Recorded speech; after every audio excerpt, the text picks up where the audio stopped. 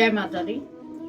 9 अप्रैल से माँ जगदम्बा हम सभी के घरों में पधारने वाली हैं।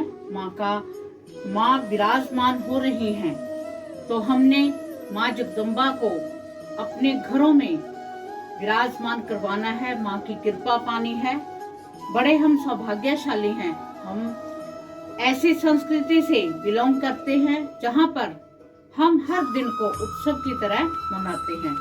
तो आज का जो हमारा विषय है वो है चैत्र नवरात्र के संबंध में। पूरी जो हमने क्या सामान लाना है चैत्र नवरात्रों में माँ जगदम्बा को प्रसन्न करने के लिए, उनको हम विराजमान करेंगे।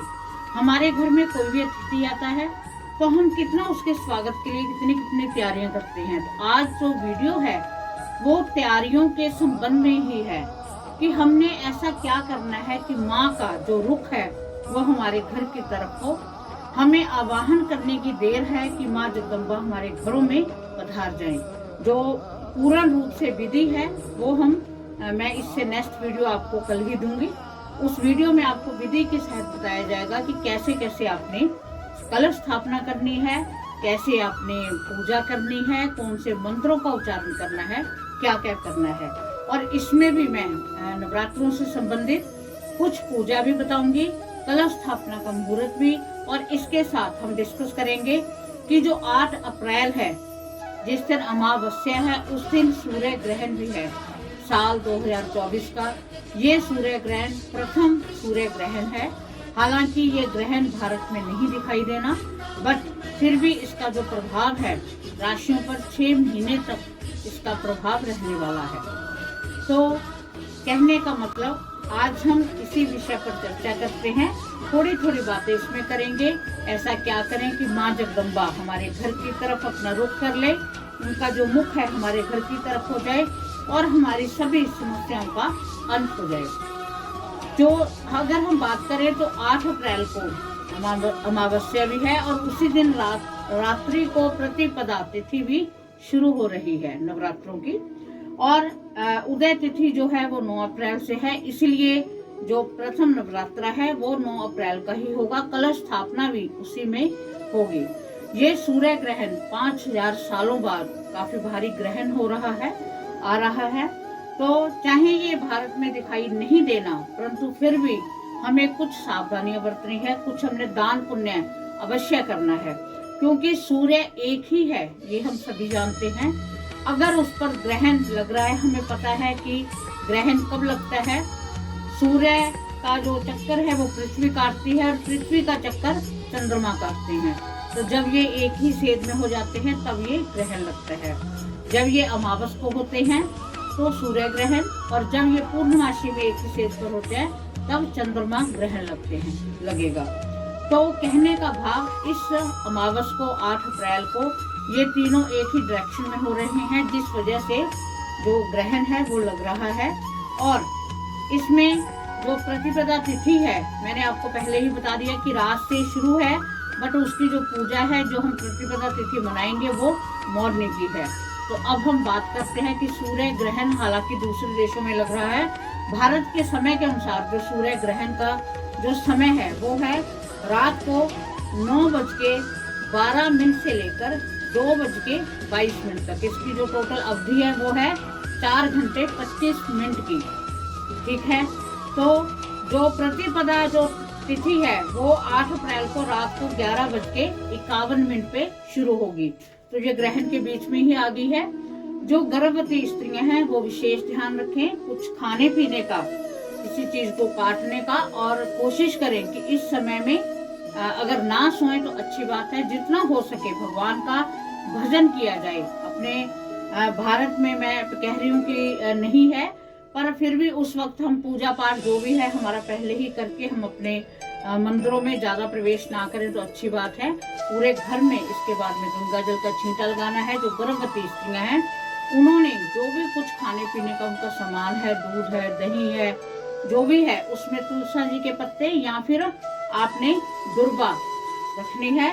और इसके से क्या है कि जो उसका प्रभाव है वो कम हो जाएगा। हमें ये सावधानी अवश्य रखनी चाहिए। ठीक है। तो इसके बाद में ये जो ग्रहण है ये 44 में दोबारा लगेगा। इसी प्रकार का जो मैंने अभी आपको ग्रहण की बात की है, इतना भारी ग्रहण उस वक्त लगेगा। तो हमने अमावस पितरों का दिन है और हमने माँ जगदम्बा को अपने घर में बुलाना है। तो सबसे पहले हमने अपने बड़ों को, अपने पितरों को प्रसन्न करना है। अगर हमारे पितर प्रसन्न हैं तो माँ भगवती, हमारे देवी देवता सभी प्रसन्न हैं।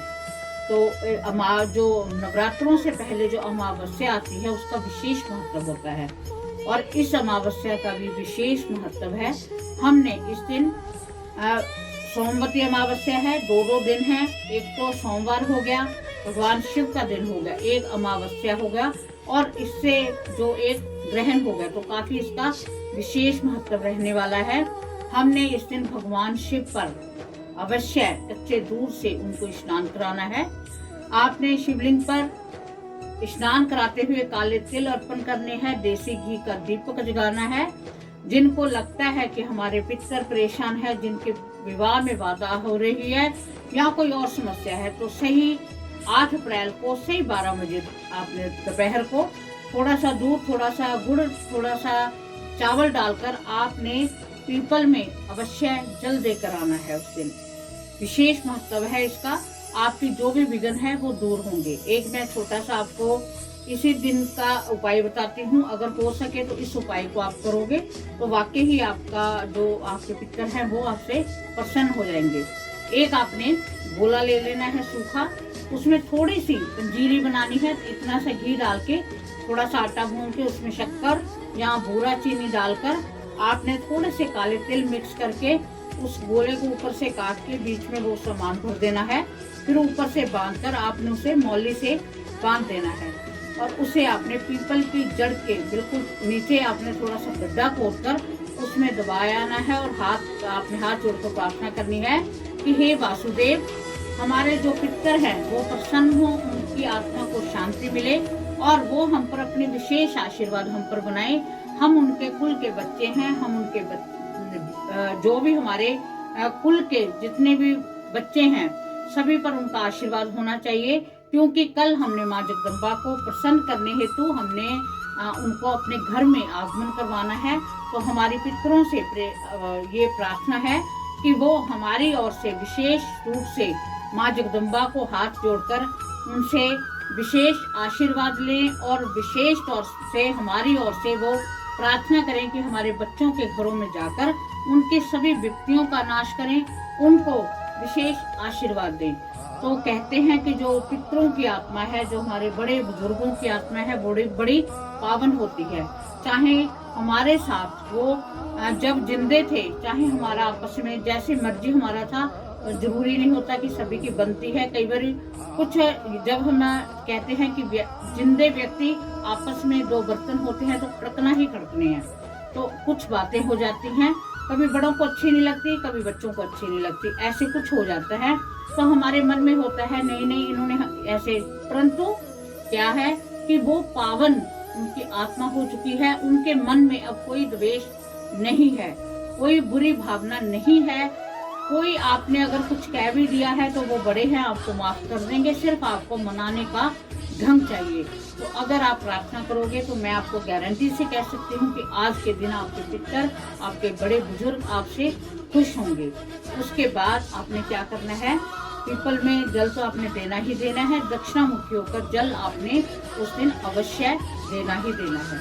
रात्रि को आपने कपूर, थोड़ा सा कपूर जलाकर सारे कमरों में आपने घुमाना है। अगर हो सके तो 2 लौंग भी उसमें डाल दीजिएगा, बहुत आपके घर में शुद्धि हो जाएगी।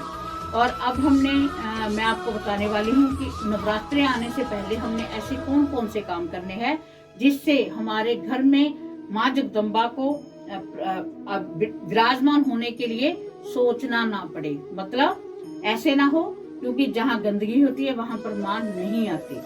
सबसे पहले हम जैसे किसी रिश्तेदार का स्वागत करते हैं, हमारे किसी लड़के की या लड़की का कोई ब्याह होता है, उन्होंने रिश्तेदारों ने आना होता है, हम स्पेशली कोई ऐसे करते हैं कि जल्दी जल्दी हम सारा घर साफ कर लें, कर्टन धोते हैं, ये करते हैं। जैसे दिवाली की सफाई का भी यही मतलब होता है ना, भी हमारे घर में माँ लक्ष्मी ने आना है, तो नवरात्रों का पावन भी ऐसा ही है। आपने अपने घर से जितनी भी टूटी फूटी चीजें हैं, सबसे पहले आपने अपने घर से वो दूर कर देनी है। अपने घर से में पूरी कोई भी नेगेटिविटी नहीं होनी चाहिए। सेकेंडली, आपने नवरात्रों में ही प्रण लेना है कि आपकी अलमीरा, जो आपकी अलमारी है, लॉकर है, जो भी है, उसमें चाबी लटकती हुई नहीं छोड़नी, ठीक है। क्योंकि लॉकर का विशेष होता है, अलमारी का विशेष होता है कि चाबी एक ऐसी होती है कि जो मर्जी अगर लगी हुई है तो जो मर्जी खोलेगा, परंतु अगर हमारे हाथ में है तो हम ही उसको खोल सकते हैं, हम ही उसको बंद कर सकते हैं। तो इसका भी एक कहते हैं कि हर चीज का छुपाकर काम करने वाला, जो काम ओपनली किए जाते हैं वो ओपनली करते हैं। धन को हमेशा हम सेव करके ही रखते हैं, इसलिए चाबी को आपने ओपन नहीं छोड़ना। एक हमारी आदत होती है कि हमने गेट में से लॉक खोला, वहीं पर लॉक लगा देते हैं कि गुम ना हो जाए। ये वाली आदत भी आपने छोड़नी है, ये वाली आदत आपने बंद करनी है। क्योंकि जहाँ लॉक लगा हुआ है, चाहे हम उसकी सेफ्टी के लिए रखते हैं, परंतु जहाँ ताला है वहाँ पर सब कुछ बंद ही होता चला जाता है, लॉक ही लग जाता है चारों तरफ। इस बात का आपने विशेष ध्यान रखना है। दूसरा, मैंने वैसे एकादशी के लिए मोर पंख का कहा था, अगर आप नहीं ला पाए तो आपने 5 मोर पंख अवश्य लाकर पहले ही आपने रखने हैं। क्योंकि हमने मोर पंखों से हमारे घर में जो भी नेगेटिविटी है वो भी दूर होगी, भगवान कृष्ण जी का भी आशीर्वाद होगा, और जिन पर काल सर्प दोष है, जिनके काम बहुत बिगड़ रहे हैं, उनके बनाने के लिए हम इसकी विशेष आराधना करेंगे, विशेष पूजा करेंगे, जो कि आपको नेक्स्ट वीडियो में आपको मिलेगी। आप मेरे साथ ऐसे बनते रहें। अगर आपने लगता है कि चैनल को आपने सिर्फ वीडियो देख रहे हो, सब्सक्राइब नहीं किया, तो इसको कर लें कि कोई भी वीडियो आए आपको उसका साथ के साथ नोटिफिकेशन मिल जाए, और आप कोई वीडियो मिस ना हो जाए, कोई उपाय बताया जाता है तो आप भी उस उपाय को कर सको। इसके साथ आपने नवरात्रों में ब्लैक कलर के वस्त्र नहीं धारण करने। हमें पता ही है कि ब्लैक कलर, हालांकि हम कह देते हैं कि माँ काली को विशेष पसंद है, पर ये नवरात्रे जो वैष्णो नवरात्रे हैं, तो हमने ब्लैक और ब्लू ग्रेज करो कि ना पहना जाए। अब बात आ जाती है कि हमारी तो जो यूनिफॉर्म है वो ब्लैक पैंट ही है, या हमारे ब्लू वस्त्र ही हैं, तो उनके लिए ये कोई कंपल्शन नहीं है, क्योंकि कार्य करना भी जरूरी है। 9 दिन हम घर पे तो नहीं बैठ सकते, वो अलग मैटर है, उस मैटर को आप बीच में मत लाना कि हमारा अब हम क्या करें, उसका कोई बात नहीं है। आप जेब में एक रेड कलर का रुमाल रखें तो आपके वो वस्त्र की भी दिक्कत दूर हो जाएगी। परंतु जिनकी कोई यूनिफॉर्म नहीं है, कोई ड्रेस कोड नहीं है, उन्होंने ये ब्लैक और ब्लू वस्त्र नहीं पहनने। इस बात का आपने विशेष ध्यान रखना है। घर में कोई जाले नहीं होने चाहिए, सभी जाले आपने उतार देने हैं। घर में कोई टूटा हुआ शीशा नहीं, मिरर नहीं होना चाहिए, कोई बर्तन टूटा हुआ नहीं होना चाहिए, सबको आप अलग कर दीजिए, ठीक है। एक कोई बंद घड़ी आपके घर में नहीं होनी चाहिए, क्योंकि वो नेगेटिविटी दिखाती है। चलती हुई घड़ी आपके घर में अगर लगी है तो चलती हुई हो, अगर नहीं तो बिल्कुल भी ना हो, कोई इशू नहीं है, परंतु बंद घड़ी आपके घर में नहीं होनी चाहिए, ठीक है। और आपने माँ जगदम्बा की प्रसन्नता के लिए आपने अमावस को ही सारा सामान, जो मैं आपको बताऊंगी वो सामान की मैं लिस्ट आपको नेक्स्ट वीडियो में दूंगी कि कौन कौन सा आपने सामान लाना है और किस विधि से आपने पूजा करनी है, कौन से मंत्र का जाप करना है जिससे आपको माँ भगवती की विशेष कृपा प्राप्त हो। तो उस पाठ की भी लिस्ट बना लेना। सबसे बड़ी बात, सबसे मैं जो आपको बताने वाली हूँ, आप सभी को पता होगा कि रामायण का पाठ चल रहा है, श्री रामचरितमानस का मैंने पाठ शुरू किया हुआ है, और डेली की डेली वीडियो पढ़ रही हैं। हो सकता है जो वीडियो देख रहे हैं उन्होंने इसको ना देखा हो, तो इसकी लिस्ट बनी हुई है। उसमें विशेष क्या है कि हमने हिंदी में पाठ नहीं सुना होता। मैं खुद अपना कहूँ कि इतना इमोशनली पाठ अयोध्या कांड चल रहा है कि उसको जब हम सुनते हैं तो आंखों में पानी पाठ करते वक्त आ जाता है कि भगवान श्री राम ने कितने कितने कष्ट सहे हैं, कैसे उनके भाई भक्त दुखी हुए हैं, कैसे माताएं दुखी हुई हैं। कहने का भाव, चाहे वो उनकी लीला थी, पर मेरे कहने का भाव ये है कि रामायण का जो पाठ चल रहा है, आपको पता है कि 9वें दिन रामनवमी भी है। इस पाठ को आप अवश्य सुने। अपने घर में रामायण हम विशेष रूप से पाठ खुलवाते हैं, और अगर आप इसको लगाकर सिर्फ सुनना है चलते फिरते, हमारे पास नहीं, मान लो हमारे पास समय कम है, आप इसे चलते फिरते इस पाठ को सुने। आप देखना आप पर भगवान श्री राम की विशेष कृपा होगी, क्योंकि ये जो नवरात्रे हैं ये भगवान श्री राम से रिलेटेड ही हैं। जब लंका पर भगवान श्री राम विजय के लिए जा रहे थे तो ब्रह्मा जी ने उन्हें कहा था कि आपको माँ जगदम्बा की 9 दिन तक उपासना करनी है, आपने विजय प्राप्त करने के लिए उपासना करनी है। तो भगवान श्री राम ने इन दिनों में, इन नवरात्रों में, जो नवरात्रे 9 रात्रि है, इनमें जो आराधना की थी वही नवरात्रे ये हैं। तो हमें हर तरफ से विजय ही विजय दिलाएंगे। और इस बार जो माँ की सवारी है वो घोड़े की सवारी है। तो घोड़े की सवारी का मतलब ये होता है कि कहीं हलबली यानी कि युद्ध, मतलब कुछ ऐसा होता है कि जैसे देशों में कोई लड़ाई लगी हुई है या भूकंप का आना, लहरों का आना, हमें पता चल जाता है कि घोड़ा बहुत तेज चाल चलता है। पर अगर हम अपनी तरफ इसे पॉजिटिव लें तो घोड़े की चाल, हमारे घोड़े की चाल के साथ जितनी तेजी से उनकी चाल है वैसे ही हमारे कष्टों का हरण भी होगा।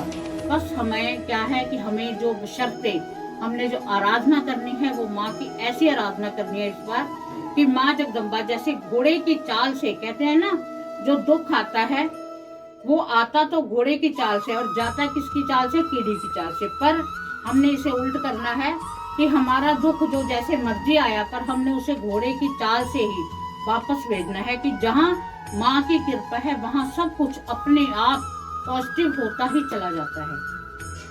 तो आपको मैंने बड़ी सावधानियां बताई हैं। इसमें मैंने आपको पहले भी एक छोटा सा मैं इसमें उपाय बताने वाली हूँ कि आपने क्या करना है कि सबसे पहली बात तो कोशिश करो कि दुर्गा सप्तशती का पाठ किया जाए। एक मैं और आपको बता दूं कि दुर्गा सप्तशती का 9 के 9 दिन कौन से पाठ करने से क्या फल मिलता है और 9 के 9 पाठ पहले दिन कौन सा पाठ करना है उसकी मैं वीडियो बनाकर आपको अवश्य दूंगी। और उस पाठ को सिर्फ आप लगा लेना, सुनने मात्र से माँ जगदम्बा की विशेष कृपा आपको मिलेगी। माँ जगदम्बा के 13, आपको पता है दुर्गा सप्तशती में 13 अध्याय हैं और सब में बीच में फल लिखा है कि अगर आप इसे सुनते भी हो, सुनने मात्र से, मैं अपने मुंह से नहीं कह रही, उसका 13वां अध्याय 12वां अध्याय सुन के पढ़ के देखना आप, उसमें लिखा हुआ है कि सुनने मात्र से मैं भक्तों के कष्टों को हर लेती हूँ। तो वाकई ही ये सच्चाई है, ये ग्रंथ लिख रहे हैं, मैं अपने मुंह से वैसे नहीं कह रही। तो आपको पाठ मिलेगा, आपके सुनने मात्र से आपके कष्टों का अंत होगा। और आपने इन दिनों अगर हो सके तो आप लहसुन प्याज का यूज ना करें। वैसे तो व्रत रखने चाहिए, अखंड जोत अगर हो सके तो जलाएं, अगर नहीं तो दोनों समय देसी घी की जोत आपको अवश्य जगानी चाहिए। और विशेष प्रॉब्लम्स के लिए अलग अलग वीडियो आपको फटाफट काफी वीडियो मिलने वाली हैं। तो कहने का मतलब आप छोटी छोटी बातों का अगर ध्यान रखेंगे तो आप पर उनकी विशेष कृपा होगी। अब जो कलश स्थापना का जो मुहूर्त है वो आप सुबह 5:46 से लेकर 9:08 तक है। कलश स्थापना का जो मुहूर्त है कितनी तारीख को, 9 तारीख को, वो हमें पता है 9 तारीख को नवरात्रि शुरू हो रही हैं। और इसका जो अगर कोई इस समय में नहीं रख सकता तो अभिजीत मुहूर्त होता है जिसका समय है 11:36 से लेकर 12:24 दोपहर तक। तो इस समय में आप कलश स्थापना कर सकते हो, ठीक है। तो आपने माँ की कृपा प्राप्त करने के लिए मैंने आपको सभी छोटी छोटी बातें बताई। इन बातों का आप विशेष ध्यान रखोगे। नेक्स्ट वीडियो आपको कल ही मिलेगी, जल्दी बहुत अति शीघ्र मिलेगी, जिसमें सारी की सारी विधि बताई गई होगी। एक वीडियो मिलेगी जिसमें मंत्र उच्चारण वगैरह आपने कैसे करना है, कौन सा पाठ करना है। जिनके पास ज्यादा समय है वो कौन सा पाठ कर सकते हैं, जिनके पास कम समय है वो कम समय में ही कौन सा पाठ करें जिससे माँ जगदम्बा बहुत प्रसन्न हो। तो उम्मीद है कि आपको वीडियो पसंद आई है। अगर पसंद आई है तो चैनल को सब्सक्राइब करो, ज़्यादा से ज़्यादा शेयर करो तो सभी इसका लाभ ले सके। इसी के साथ माँ जगदम्बा की, आपके पुत्रों की, आपके बड़ों का, सभी का आशीर्वाद आपके सिर के ऊपर हो। माँ भगवती आप पर सब पर विशेष कृपा करे। जय माता।